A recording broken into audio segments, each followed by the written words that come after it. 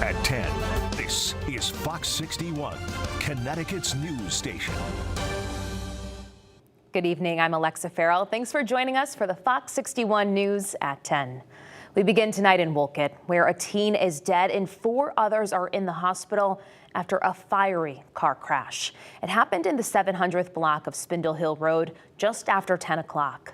Tonight, the community is coming together to honor the life lost and support the 4 other teens still in the hospital. Fox 61's Jake Garcia is live in Wolcott. He has the latest on the investigation and how the town is banding together in the face of tragedy. Jake. Well, Alexa, Wolcott police are still trying to piece together what exactly caused this deadly crash. Investigators say the car went off the road and then struck a tree, causing it to catch fire. The scene is still charred some 24 hours later. This is how the scene looked earlier today. Investigators say when they arrived, they found 2 of the teens outside of the car that had gone down a small embankment and was on its side with the front of the car on fire. Officers learned 3 more people were still inside the car. A Wolcott volunteer firefighter arrived and began putting out the flames as officers reached through the broken glass to pull a backseat passenger to safety. Firefighters were able to put out the flames, but the driver and passenger had to be freed from the wreckage by first responders. The 18-year-old driver was pronounced dead at the scene. The front passenger had to be airlifted by Lifestar to Hartford Hospital, where he remains in critical condition. The 3 teens who were in the back seat at the time of the crash, one 16 years old and 2 18, were all rushed to the hospital with serious injuries. We're learning they have since been moved from a hospital in Waterbury to Connecticut Children's Hospital in Hartford. Police say due to their ages, they will not be releasing their identities. Sunday night, a small memorial has been set up on the side of the road near the tree where the crash occurred with candles, flowers, and balloons. This crash happened on the same night as Wolcott High School celebrated prom, but investigators say despite what's being said online, none of the teens were at prom Saturday. Wolcott Public School Superintendent Sean Simpson released a statement on the crash in an email to parents and staff that read in part, quote, "While not all occupants were currently Wolcott High School students, all involved had ties at some point to Wolcott Public Schools. 2 of the injured occupants are current Wolcott High School students." Going on to say, quote, "Our sincere condolences and thoughts go out to those involved, their family, friends, and first responders." Now, the superintendent said that grief counseling and support services will be made available for the next few days for any students or staff who may need it. The crash itself remains under investigation. Reporting live in Wolcott, Jake Garcia, Fox 61, Connecticut's news station. All right, Jake, thank you. Time for a first check on the forecast. It's going to be a warm start to the week, but good news as well. Rain is holding off for now. Meteorologist Ryan Brenton is here with more on what we can expect. Ryan, what are we looking at? Well, Alexa, you said it well. A warm start to the week and not much rain, at least over the next couple of days, but that may change later this week. A warm one today, 87 in Windsor Locks, 82 in New Haven, and it's still mild out there tonight. We're at 76 at Bradley, 72 in New Haven, 66 degrees in Torrington. The nice thing about the weather tonight, though, is it's not all that humid, so it is a fairly comfortable night.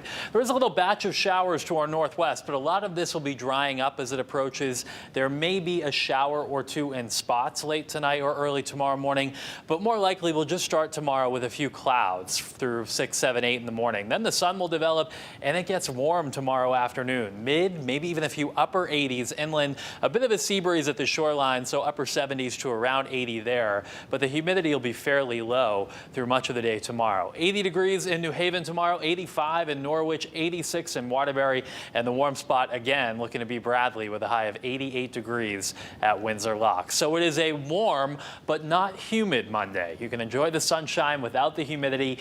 Later this week, though, that will be changing, and the humidity will come with a chance for showers and thunderstorms. We'll time that out and also take a look at the change in the weather for Tuesday coming up in just a few minutes. Alexa? All right.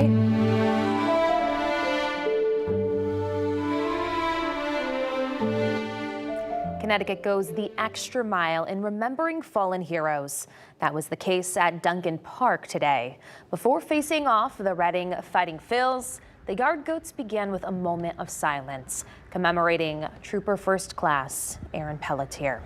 It's been over 3 days since he was killed in a hit-and-run crash on I-84 in Southington. His wife and children were at the game today. His two sons were even able to throw pitches in their father's honor. It's a touching moment that we want to play in full for you right now. Members of our Connecticut family, I'm honored to be joined on the field today by Trooper Pelletier's wife, Dominique, and his sons, Troy and Zachary, along with troopers who served alongside him. Please join me in a round of applause as his son, Troy, tosses out a pitch in honor of his father, Connecticut hero, State Trooper Pelletier.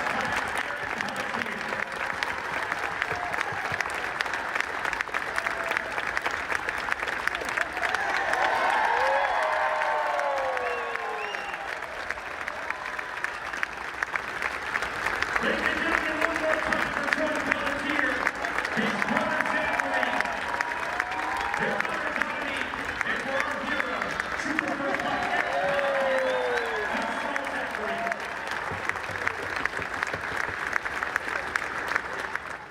Making their father proud for sure right there. Trooper Pelletier knew his way around the diamond. He was a member of the Connecticut Lawmen Traveling Softball League and called his teammates his second family.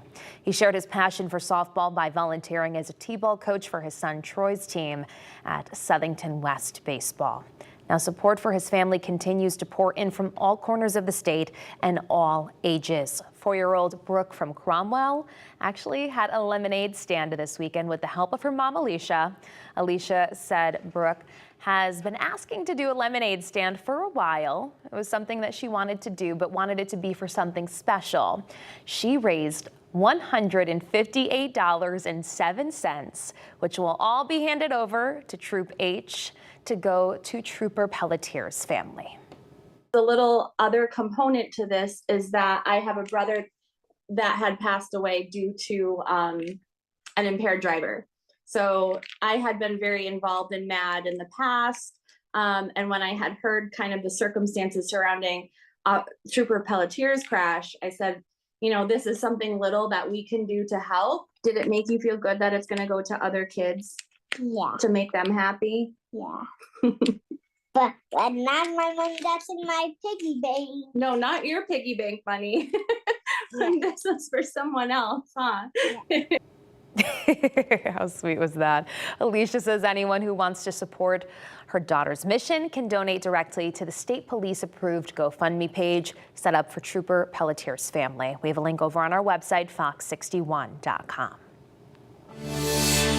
New tonight, a man and his young daughter had to be rescued this morning after the truck he was driving went careening off the road in Torrington. This happened on Norfolk Street. 41-year-old Greg Delry's truck was resting upright about 20 feet below the roadway when police arrived at 11:43 this morning.